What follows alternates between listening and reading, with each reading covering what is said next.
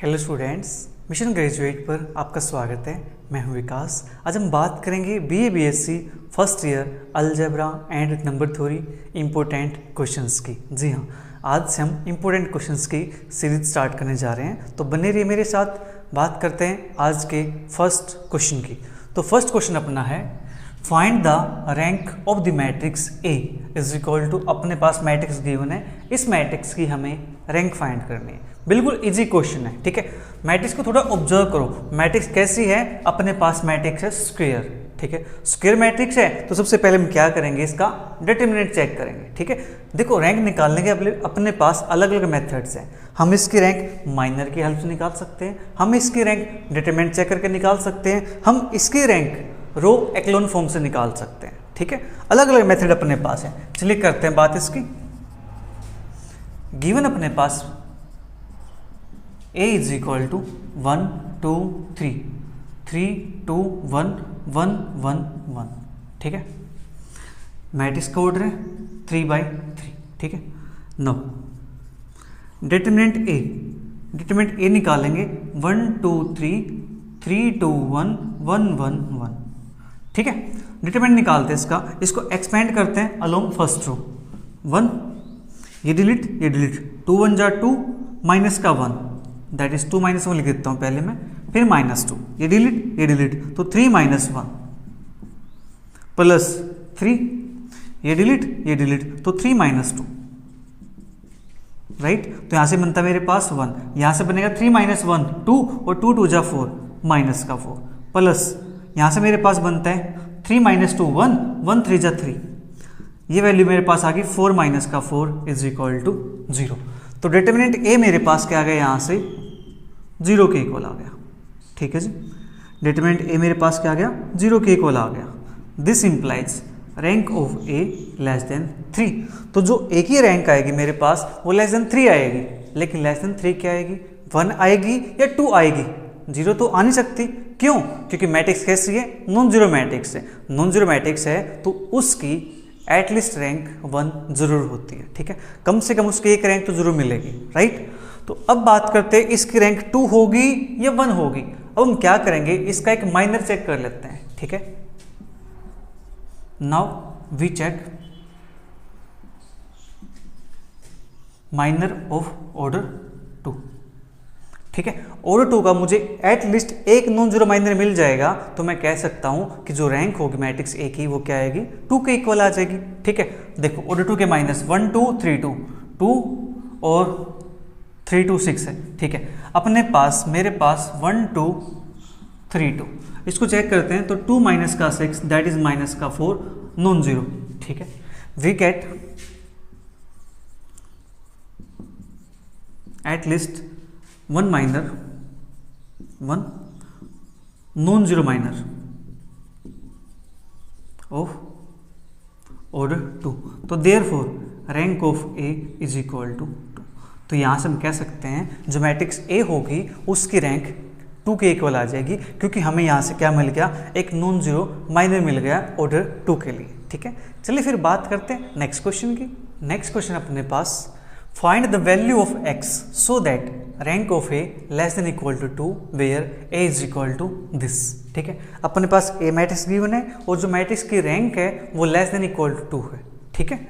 Less than equal to 2 है, but जो matrix अपने पास गिवन है मैट्रिक्स है ऑर्डर 3 की, ठीक है। ऑर्डर 3 की मैट्रिक्स है, रैंक मेरे पास 2 या 2 से छोटी है।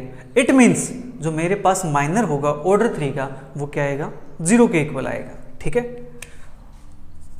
तो सोल्व करते हैं इसको। गिवन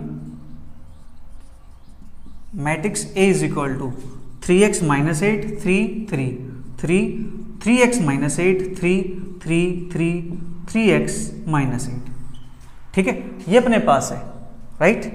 एंड और क्या गिवन है, rank of A less than is equal to 2, ठीक है। दिस इंप्लाइज माइनर, या मैं लिख देता हूं यहां पे, since rank of A less than is equal to 2. This implies minor of order 3 is 0, ठीक है। तो ऑर्डर 3 का माइनर क्या होगा, 0 होगा। ऑर्डर 3 का माइनर 0 है, इट मीन्स जो डिटरमिनेंट आएगा अपने पास ऑर्डर 3 का वो क्या आएगा, 0 के इक्वल आएगा। ठीक है जी। तो मैं यहाँ पे डिटरमिनेंट को 0 पुट कर दूँ, 3x minus 8 3 3 3 3x minus 8 3 3 3 3x minus 8 का डिटरमिनेंट इज इक्वल टू 0। ठीक है जी, ये अपने पास हो गया। अब मुझे इस डिटरमिनेंट को सोल्व करना है।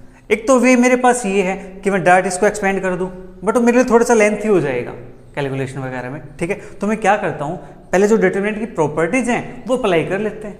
ठीक है, इस पे ऑपरेशन लगा लेते हैं, अपना काम आसान हो जाएगा। ठीक है, ऑपरेशन कैसे लगाएंगे देखो, 3x minus 8 3 3 3x minus 8 3 3 3x minus 8 3 3। तो इन सभी को मैं किसी एक रो के अंदर ऐड कर दूं या एक कॉलम के अंदर ऐड कर दूं। ठीक है, अप्लाई R1 पे लगाते हैं R1 plus R2 plus R3। ठीक है, ये काम करेंगे हम। तो अपने पास यहाँ से क्या बनेगा, 3x माइनस 8 3 3, तो ऐड करता हूँ यहाँ पे, तो मेरे पास बनता है 3x माइनस का 2, क्योंकि माइनस 8 प्लस 6 का होता है, माइनस का 2 होता है। सेम यहाँ पे 3x माइनस 2 3x माइनस 2, यहाँ पे 3x minus 8 3 3 3 3x minus 8 is equal to 0। ठीक है जी, इतना काम हो गया यहाँ पे, राइट। ये आपने नोट कर लिया होगा। चलिए मैं इसको इरेज कर देता हूँ।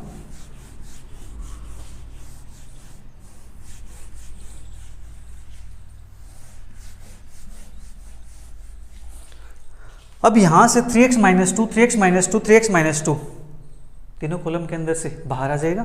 हाँ जी, 3x माइनस 2 अंदर बचता अपने पास 1 1 1 3 3x minus 8 3 3 3 3x minus 8 is equal to 0। देखो एक फैक्टर अपने पास बाहर निकल के आ गया।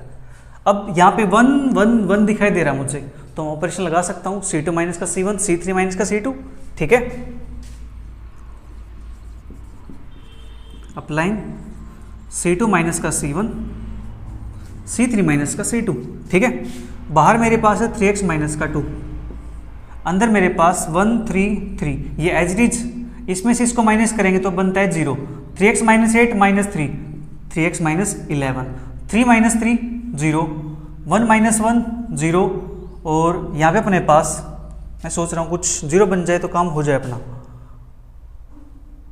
अगर मैं यहाँ से इसको 0 बना पाऊँ तो मेरा काम आसान हो जाएगा ना। ठीक है, मैं ऑपरेशन C3 माइनस C2 की जगह पे C3 माइनस C1 कर दूँ। देखो C3 माइनस C1 कर देते हैं, 1 minus 1 0 3 minus 3 0 this minus this 3x minus 11 is equal to 0। इससे काम मेरा और आसान हो गया। ठीक है, आप कहोगे सर ये काम आसान कैसे हुआ, हम C3 माइनस C2 क्यों नहीं कर सकते? हम C3 माइनस C2 कर सकते हैं, कोई प्रॉब्लम नहीं है। ठीक है, बट उससे फिर मुझे और ऑपरेशन अप्लाई करने पड़ते। ठीक है, या फिर उसको डायरेक्ट एक्सपेंड करना पड़ता। अब देखो ध्यान से, C3 माइनस C1 करने पे बेनिफिट क्या है, यहाँ पे जो मैट्रिक्स बनी है वो मेरे पास एक ट्रायंगुलर मैट्रिक्स बन गई है। ठीक है, मेरे पास क्या बन गई है, लोअर ट्रायंगुलर मैट्रिक्स बन गई। देखो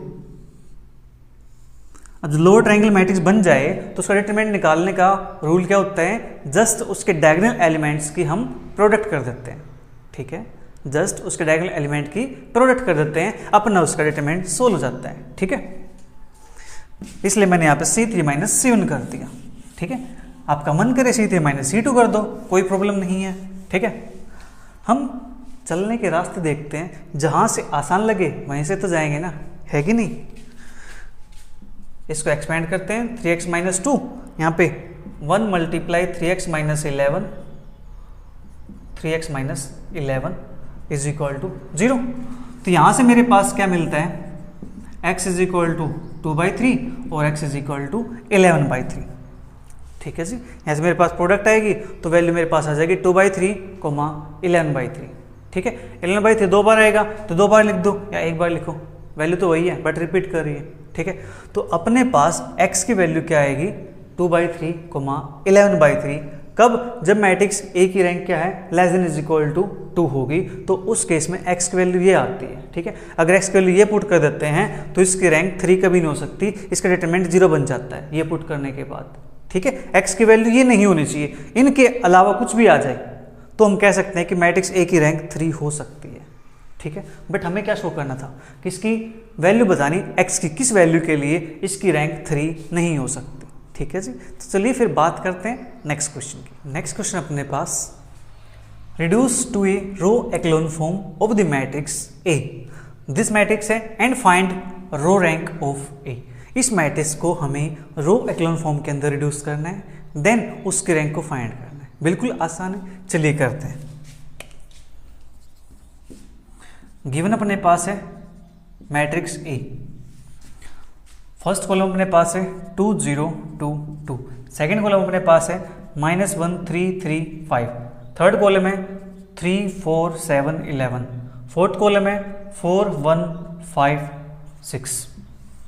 ठीक है, ये अपने पास है, हमें इसको रो एक्लोन फॉर्म के अंदर कन्वर्ट करना है। ठीक है, तो यहाँ से अपना काम आसान कैसे हो सकता है उसको देख लेते हैं। 2 2 2, ठीक है, अपना काम आसान है, हम डायरेक्ट अप्लाई कर देंगे।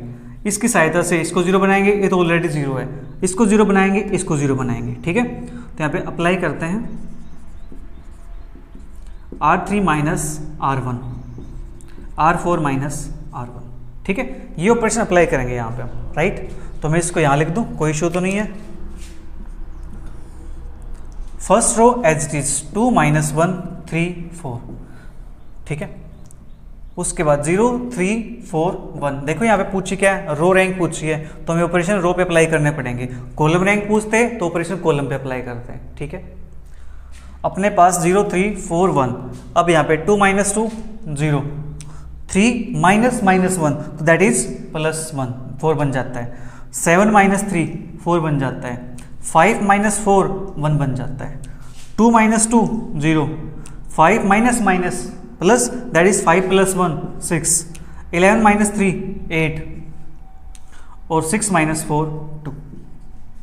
ठीक है, ये अपने पास आ गया यहाँ से। हाँ जी, इसके बाद हम इसकी सहायता से इसको 0 बनाएंगे, इसको 0 बनाएंगे। ठीक है, और इसको 0 बनाने के लिए पहले क्या करते हैं, इसको मैं यहाँ पे 1 बना लेता हूँ।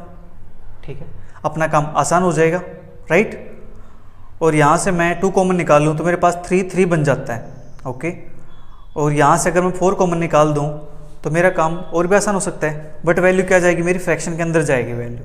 ठीक है, चलो एक काम करते हैं, पहले मैं यहाँ से 4 कॉमन निकाल लेता हूँ, यहाँ से मैं 2 कॉमन निकाल देता हूँ। ठीक है, अपना काम कुछ और आसान हो जाएगा।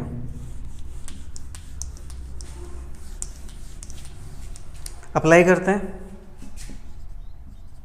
R3 1/4 R3, R4 1/2 R4। ठीक है, first row as it is 2 -1 3 4, second row as it is 0 3 4 1, third row 0 1 1 1/4 0 3 4 1। ठीक है, इतना काम हो गया। नाउ अब मुझे इसको इंटरचेंज करना है। ठीक है, R2 और R3 को मैं कर लेता हूं इंटरचेंज।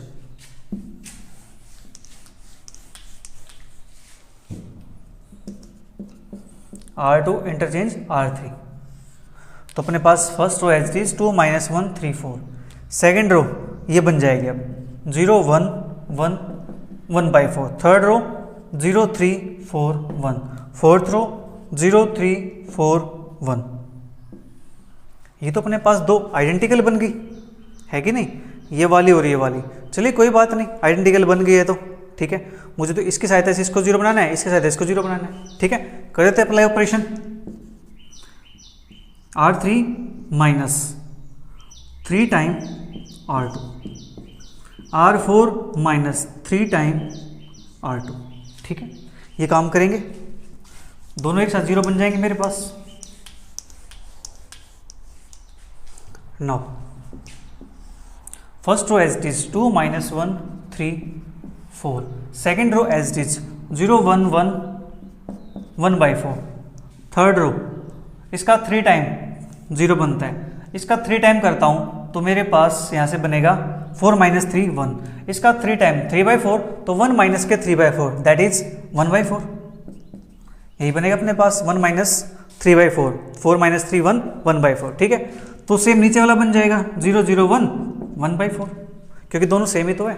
हाँ जी, इसके बाद नेक्स्ट ऑपरेशन लगाते हैं इस पे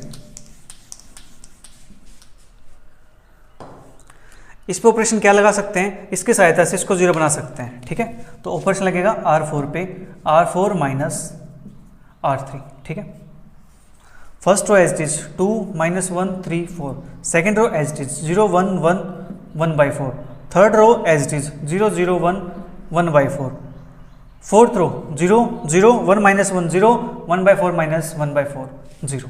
ठीक है, अब अपने पास ये क्या बन चुका है सारा 0 इसके नीचे, नेक्स्ट एंट्री यहाँ से स्टार्ट है नॉन जीरो, इसके नीचे 0, फिर इसके नीचे 0, फिर यहाँ पे अपने पास 0। ठीक है, ये आ गया अपने पास रो एक्लोन फॉर्म। ठीक है, अब यहाँ से मुझे फाइंड करना है इसकी रो रैंक। ठीक है, here number of non zero rows are 3, तो therefore row rank of A is equal to 3।